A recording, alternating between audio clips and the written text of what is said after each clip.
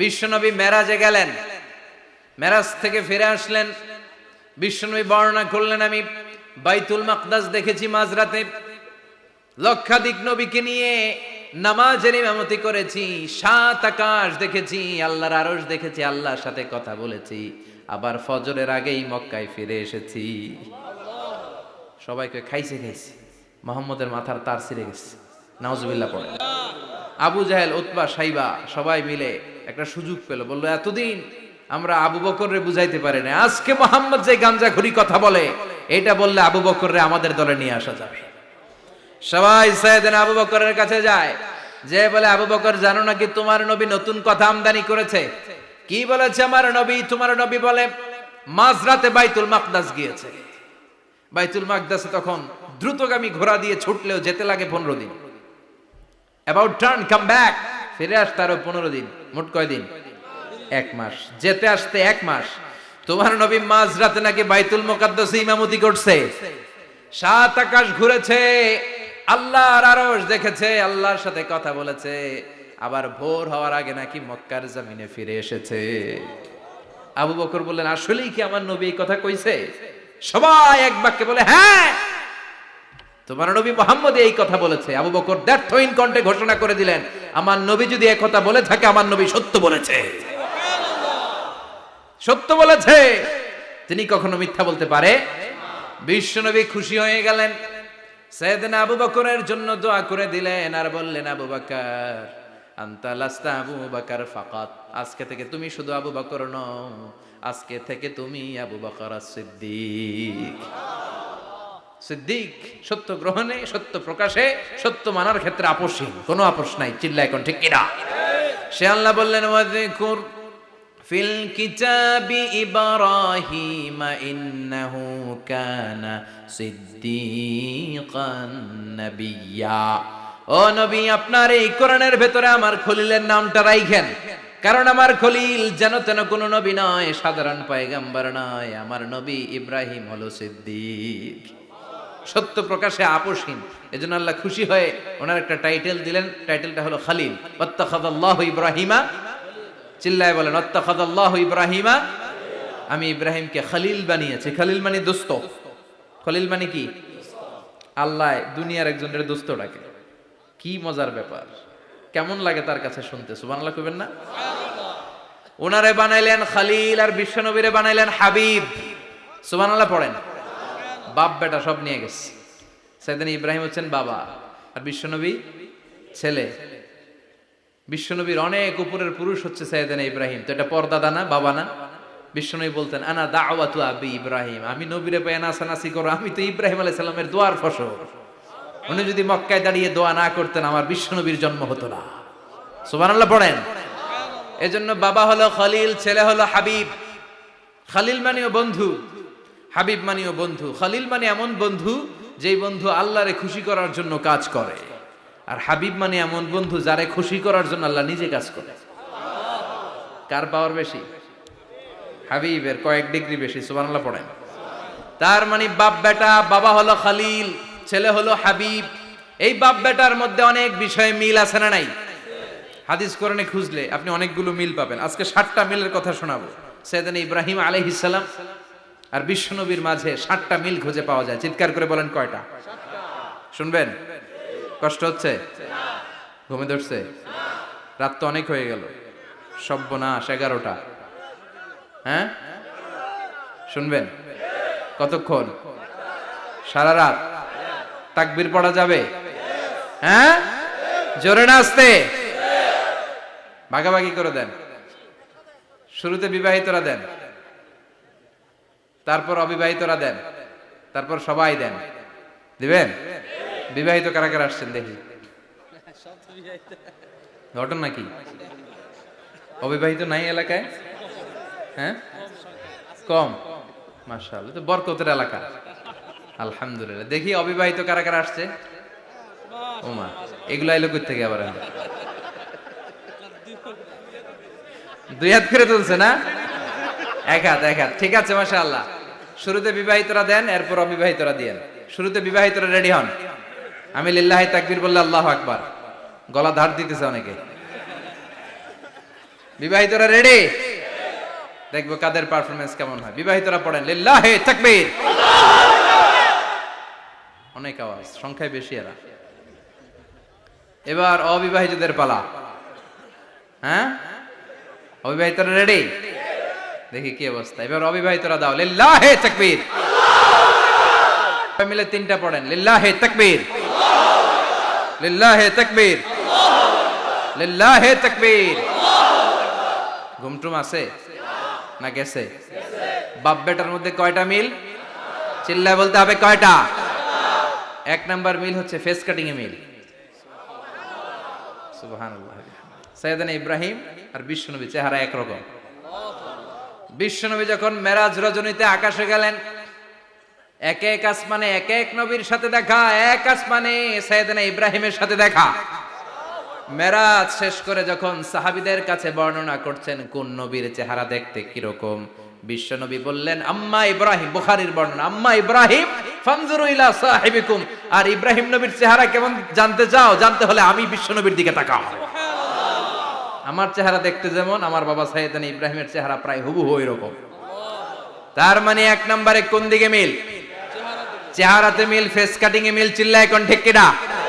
দুই নম্বরে উসওয়ায়ে হাসানা। দুই নবীর ক্ষেত্রে উসওয়ায়ে হাসানা শব্দ কোরআনে ব্যবহার করেছে কে? লাকাদ কানা লাকুম ফি রাসূলিল্লাহি উসওয়াতুন হাসানা।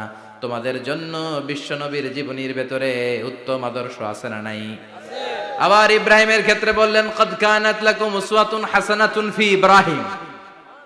বিশ্বনবীর জীবনীতে যেমনি তোমাদের জন্য আদর্শ, সাইয়েদনা ইব্রাহিমের জীবনীতেও সুবহানাল্লাহ পড়ে।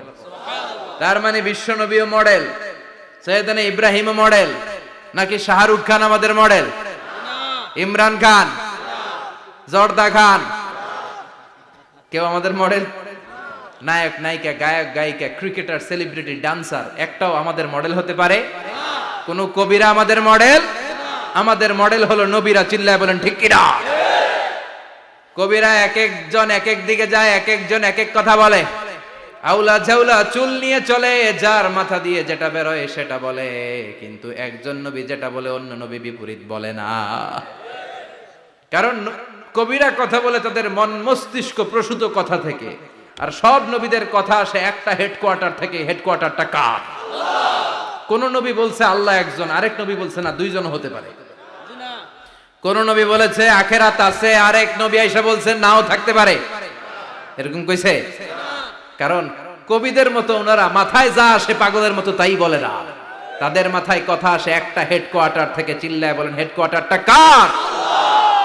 আল্লাহ বললেন উসওয়ায়ে হাসানা, বিশ্বনবীও তোমাদের জন্য আদর্শ, সাইয়েদনা ইব্রাহিম আদর্শ। তার মানে আদর্শিক দিক থেকে দুই নবীর মিল আছে না নাই? তিন নাম্বার, দুইজন নবী উলুল আজমি মিনার রুসুল। এই পৃথিবীতে পাঁচজন নবীকে আল্লাহ শ্রেষ্ঠ নবী বলেছেন।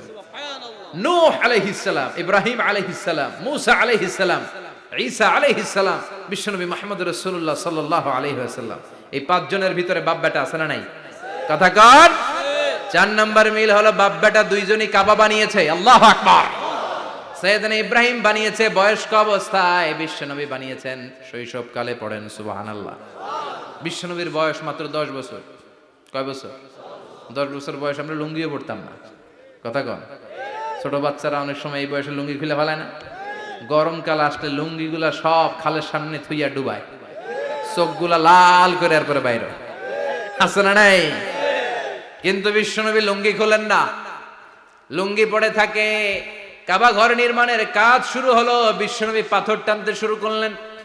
বিশ্বনবীর বয়সের 8-10 বছরের ছোট বাচ্চারা সবগুলা লুঙ্গি খুইলা কাঁধে লইছে। সব বাচ্চারা লুঙ্গি খুলে কাঁধে নিয়েছে, আর ওই কাঁধের লুঙ্গির উপরে পাথর নিয়েছে যাতে ব্যথা না পায়। বুদ্ধি আছে। লুঙ্গি খুলে কাঁধে রেখেছে, কাঁধের উপরে পাথর রেখেছে। কিন্তু বিশ্বনবী, সবাই পাথর টানে একটা, বিশ্বনবী টানে দুইটা, কিন্তু বিশ্বনবী লুঙ্গি খোলে না। কি নবী ছিলেন, কি লাজুক ছিলেন। এখন আমাদের মধ্যে লাজুকতা নাই। বাবা ছেলে মেয়ে সব মিলে একসাথে হিন্দি সিরিয়াল দেখে, এরকম ফ্যামিলিও আছে না নাই?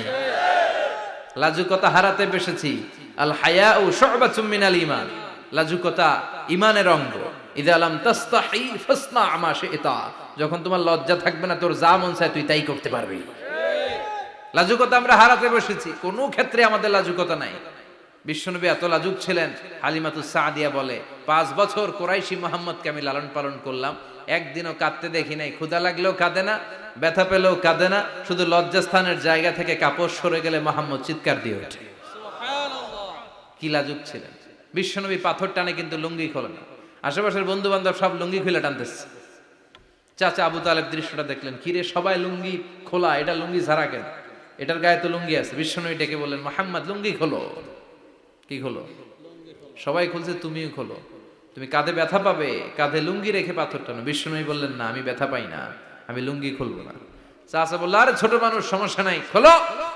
গোছা ধরে টান দিবে, টান দেওয়ার আগে বিশ্বনবী বেহুশ হয়ে জমিনে পড়ে যায়। লুঙ্গি খোলা আর হয় নাই। বিশ্বনবীর লজ্জাস্থানও কেউ দেখে নাই। আল্লাহু আকবার। তার মানে কাবা ঘর নির্মাণের দিক থেকে বাপ বেটার মধ্যে মিল আছে না নাই? সাইয়েদনা ইব্রাহিম কাবা বানালেন বয়স্ক অবস্থায়, বিশ্বনবী বানালেন শৈশবকালে। পড়েন সুবহানাল্লাহ। এরপর 6 নম্বরে মিল হলো, বাপ বেটা দুইজনেই ইসলামের কারণে, কোরআনের দাওয়াত দেওয়ার কারণে ঘর ছাড়া হয়েছে। সাইয়েদনা ইব্রাহিমও ঘর ছাড়া, বিশ্বনবী ঘর ছাড়া হলেন, মক্কা থেকে গেলেন মদিনায়। কিন্তু সাইয়েদনা ইব্রাহিমের ঘর ছাড়াটা এত সহজ না। উনি জন্মেছিলেন ইরাকের। ইনশাআল্লাহ পড়েন। এজন্য বাপ বেটার 6 নাম্বার মিল, বাপ বেটা দুজনই ঘর ছাড়া, বাপ বেটা দুইজনই জন্মস্থান ছাড়া। বিশ্বনবী মক্কা থেকে মদিনায়, আর সাইয়েদনা ইব্রাহিম নিজ এলাকা বাবেল থেকে গোটা বিশ্বের আনাচে কানাচে। চিল্লায় বলেন ঠিক কিনা? 6 নাম্বার মিল, বিশ্বনবী বললেন, ইন্নী হারামতুল মদিনা কামা হারামা ইব্রাহিম মক্কা। আমি মদিনাকে হারাম ঘোষণা করেছি যেমনি সাইয়েদনা ইব্রাহিম মক্কারে হারাম ঘোষণা করেছে। আপনারা যারা হজ উমরা করেছেন তারা জানবেন, মক্কা মদিনার চারিদিকে একটা বাউন্ডারি আছে, এটার বলে হুদুদুল হারাম। পিলার আছে, ওই পিলারে লেখা হুদুদুল হারাম। কি লেখা? এইখানে মারামারি, ঘুষাঘুষি, কিলাকিলি সব হারাম। খুন করেও যদি, সৌদিতে খুন হয় না, কথা কয় না? সৌদি আরবে ধর্ষণ হয় না? হয়তো কম হয়, খুন হয় না? হয়। কোন খুনিও যদি এই হুদুদুল হারামের ভিতরে ঢুকে, পুলিশ ওরে মারতে পারবে না। ওরে ভুলায় ভালায় ফুসলায় বাইরে নিয়ে মাইর। হুদুদুল হারামের বাইরে নিয়ে মাইর, ভিতরে মারামারি করা যাবে? তো এই যে হুদুদুল হারামের বাউন্ডারিটা, মদিনারটা দিয়েছেন, ঠিক করে দিয়েছেন বিশ্বনবী, আর মক্কারটা দিয়েছেন সাইয়েদনা ইব্রাহিম। বাপ বেটা মিল আছে না নাই? এরপরে বাপ বেটার মধ্যে 7 নম্বরে মিল হলো, বাপ বেটার একজন হলো সব নবীদের নেতা, আর একজন হলো সব নবীদের পিতা। একজন সব নবীদের নেতা বিশ্বনবী, ঠিক কিনা? আরেকজন সব নবীদের পিতা সাইয়েদনা। এই জন্য আমরা যখন শেষ বৈঠকে নামাজের শেষ বৈঠকে যখন সালাম ফেরার জন্য প্রস্তুতি নেই, তার আগে বাপ বেটা দুইজনের উপরে সালাম আছে না নাই? একটা দুরুদ আছে না নাই? দুরুদের নাম দুরুদে আল্লাহুম্মা সাল্লি আলা মুহাম্মদ ওয়া আলা আলি মুহাম্মদ কামা সাল্লাইতা আলা ইব্রাহিম ওয়া আলা আলি ইব্রাহিম ইন্নাকা হামিদুম মাজিদ। আল্লাহ সাইয়েদনা ইব্রাহিম ও তার বংশের উপর যেমনি রহমত প্রেরণ করেছেন, বিশ্বনবী ও তার বংশের উপর রহমত নাজিল করে।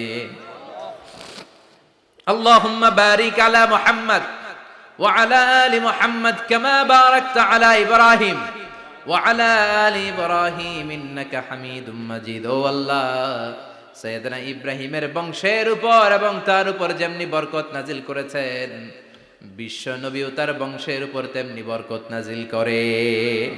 দেখেন, দুইজনের কথাই আছে, বিশ্বনবীর কথাও আছে, সাইয়েদনা ইব্রাহিমের কথাও আছে। এই 7টা দিক থেকে বাপ বেটার মধ্যে মিল রেখেছে কে? আর আল্লাহ বললেন, এই ফ্যামিলিতে আমি কিতাবও দিয়েছি, নবুয়তও দিয়েছি। ওয়াজআলনা ফি যুররিয়াতিহিন নুবুওয়াতা ওয়াল কিতাব। সাইয়েদনা ইব্রাহিমের ফ্যামিলির ভেতরে আমি নবুয়ত দিয়েছি, কিতাব দিয়েছি। এই পৃথিবীতে যত নবীর নাম আপনি বলবেন, সবগুলো সাইয়েদনা ইব্রাহিমের নাতিপুতি। লক্ষাধিক নবী পৃথিবীতে, 5-7 জন ছাড়া। কজন ছাড়া? উপরের 5-7 জন ছাড়া যত নবী আপনি নাম বলতে পারবেন, যাদের নাম জানি কিংবা জানি না, সব সাইয়েদনা ইব্রাহিমের বংশধর, ওনার নাতিপুতি। ওনার আল্লাহ 86 বছর বয়সে দিলেন সাইয়েদনা ইসমাইল আলাইহিস সালামকে। ওনার বয়স যখন 100 তখন দিলেন সাইয়েদনা ইসহাক আলাইহিস সালামকে। তাহলে ওনার প্রথম ছেলের নাম, দ্বিতীয় ছেলে, আওয়াজ করে বলেন প্রথমটা দ্বিতীয়টা ইসহাক। দুর্ভাগ্যজনক হলেও সত্য, ইসমাইলের চেনে কোনো নবী আল্লাহ দেন নাই, কোনো নবী নাই। সব নবী এই চেনে হাজার হাজার লক্ষাধিক নবী খালি ইসহাকের বংশে নামে, এই বংশে কোনো নবী নাই। আর এই বংশের নবীরা প্রজন্মের পর প্রজন্ম একে অপরকে বলে যায়, সব শেষে কিন্তু একজন নবী আসবে, ওইটা হবে শ্রেষ্ঠ নবী, বিশ্ব নবী, ঠিক কি না? একের পর এক নবুয়ত আল্লাহ এই চেনে দিলেন। ইসহাকের চেইনে সাইয়েদনা ইসমাইলের চেইনে কোনো নবী নাই। এত নবী এখানে এসেছে, এরা ভেবেই নিয়েছে ওই যে শেষ নবী যেটা শ্রেষ্ঠ নবী এটাও এখানেই আসবে। কিন্তু আস্তে আস্তে হাজার হাজার লক্ষাধিক নবী আল্লাহ এইখানে পাঠিয়ে সাইয়েদনা ঈসা আলাইহিস সালামের পরে আল্লাহ স্টপ মেরে দিলেন। স্টপ মেরে দিয়ে 570 বছর পরে শ্রেষ্ঠ নবীটারে আল্লাহ এই চেনে পাঠিয়ে দিলেন। এজন্য আমরা হচ্ছি বানি ইসমাইল। আমরা কি? বিশ্বনবী হচ্ছেন বানি ইসমাইল, বিশ্বনবী কি? আর এরা হচ্ছেন বানি Israil. Changing the leadership from বানি ইসরাইল টু বানি ইসমাইল। এজন্য অহংকারকারীদের পরিণাম শুভ হয় না। এরা নবী পেতে পেতে এই প্রজন্ম অহংকারী হয়ে উঠেছিল আর গালি দিচ্ছিল এই চেইনটা আটকুরা চেইন, নবী আসার দিক থেকে এই চেইনে কোনো নবী নাই, সব নবী এই চেইনে আমরা পাই, আর শ্রেষ্ঠ যে নবীটা আসবে সেটাও এই চেইনে আসবে। আল্লাহ কয় না, আমি খেলা উল্টায় দিব, সব নবী এখানে পাঠালেও শেষ নবী আমি এখানে পাঠাবো না। শেষ নবী আল্লাহ তাআলা সাইয়েদনা ইসমাইলের চেইনে পাঠিয়ে দিয়েছেন। চিৎকার করে পড়েন আল্লাহু আকবার। পৃথিবীর সর্বশ্রেষ্ঠ তিনটা ধর্ম, ইহুদিবাদ, খ্রিস্টবাদ আর ইসলাম, এই তিন ধর্মের উৎপত্তি হচ্ছে সাইয়েদনা ইব্রাহিম থেকে। এজন্য এই তিনটা ধর্মকে একসাথে বলে আব্রাহামেটিক ফেইথ, কম্পারেটিভ রিলিজিয়ন। তুলনামূলক ধর্মতত্ত্ব নিয়ে যাদের পড়াশোনা আছে তারা জানবেন এই তিনটা ধর্মই আল্লাহর দেয়া। কিন্তু ইহুদিবাদ আর খ্রিস্টবাদ আল্লাহর দেয়া শরীয়তের উপর চলতে পারে নাই, শুধু চলতে পেরেছে ইসলাম। চিল্লা এখন ঠিক কিনা? এই জন্য প্রতি নামাজে আমরা বলি গায়রিল মাগদুবি আলাইহিম ওয়ালাদ-দাল্লিন। ও আল্লাহ, যারা মাগদুব মানে ইহুদিরা, তাদের পথে আমরা হাঁটতে চাই না। আবার যারা দল্লিন পথভ্রষ্ট খ্রিস্টানদের পথেও আমরা হাঁটতে চাই না। আমরা হাঁটতে চাই ইসলামের পথে, ঠিক কিনা? আমরা যদি হাঁটতে যেয়ে পথ ভুলে যাই, পথ দেখিয়ে দেয় কে? আমি যদি কোনোদিন পথ ভুলে যাই, হাতছানি দিয়ে কাছে নিও, মমতার বন্ধনে আমায় বেঁধে সব ভুল ক্ষমা করে দিও। চিল্লায় পড়েন আমিন। আল্লাহ বললেন ওয়াজআলনা ফি যুররিয়াতিহিন নুবুওয়াতা ওয়াল কিতাব। আমি সাইয়েদনা ইব্রাহিমের বংশের মধ্যে নবুয়ত দিয়েছি, কিতাবও দিয়েছি। সাইয়েদনা ইব্রাহিম আলাইহিস সালামের উপর কিতাব আছে না নাই? কি নাম কিতাবের? সুহুফ ইব্রাহিম। কোরআনে নাই? আছে না নাই? ইন্না হাযা লাফিস সুহুফিল উলা সুহুফি ইব্রাহিম ওয়া মূসা। সুবহানাল্লাহ পড়েন। অনেক আল্লাহ কিতাব দিয়েছে, নবুয়ত দিয়েছে, সব নবীদের বাবা বানিয়েছে। ওনার উপাধি হচ্ছে আবুল আম্বিয়া। আবার ওনার নামে আল্লাহর কোরআনের ভেতরে 114 সূরার একটা সূরা আছে না নাই? সূরাটার নাম সবাই কোন? আলিফ লাম রা। কিতাবুন আনজালনাহু ইলাইকা লিতুখরিজান নাসা মিনাজ যুলুমাতি ইলান নূর। সুবহানাল্লাহ পড়েন। সূরা ইব্রাহিম, আলিফ লাম রা, কিতাবুন আনজালনাহু ইলাইকা। ওই নবীর নামে কোরআনের ভিতরে সূরা দিয়েছে কে? আল্লাহ। আবার আল্লাহ বললেন, গোলাম জেনে রাখো, উনি তোমাদেরকে মুসলমান নামকরণ করেছেন। তাই ইসলামে যারা অন্তর্ভুক্ত হবে সব মুসলমানদের পিতা আমি আল্লাহ তারা নির্বাচিত করেছি। মিল্লাত আবিকুম ইব্রাহিম হুয়া সাম্মাকুমুল মুসলিমিন। আওয়াজ করে বলেন, মুসলিম জাতির পিতার নাম কি? আমাদের জাতির পিতা কেডা? সবাই কোন? মনে থাকবে না ভুল করবেন? ভুল করবেন? জাতির পিতা কে? চিল্লায় বলেন, জাতির পিতা কে? মিল্লাত আবিকুম ইব্রাহিম ওয়া সাম্মাকুমুল মুসলিমিন, যিনি তোমাদেরকে মুসলমান বলে অভিহিত করেছে। আবার আল্লাহ বললেন, ইব্রাহিম সবাইরে তুমি মুসলমান নাম রাখলে, তুমি মুসলমান হও। আসলিম ক্বালা আসলামতু লিরাব্বিল আলামিন, বলতে দেরি, কালিমা পড়ে মুসলমান হতে দেরি নাই। চিল্লায় পড়েন আল্লাহু আকবার। আবার আল্লাহ বলে, আমার নবী ইব্রাহিম এমন নবী, এই নবীর মতো বিনয়ী নবী নাই। ইন্না ইব্রাহিম লাহালিমুন আওয়াহুম মুনীব।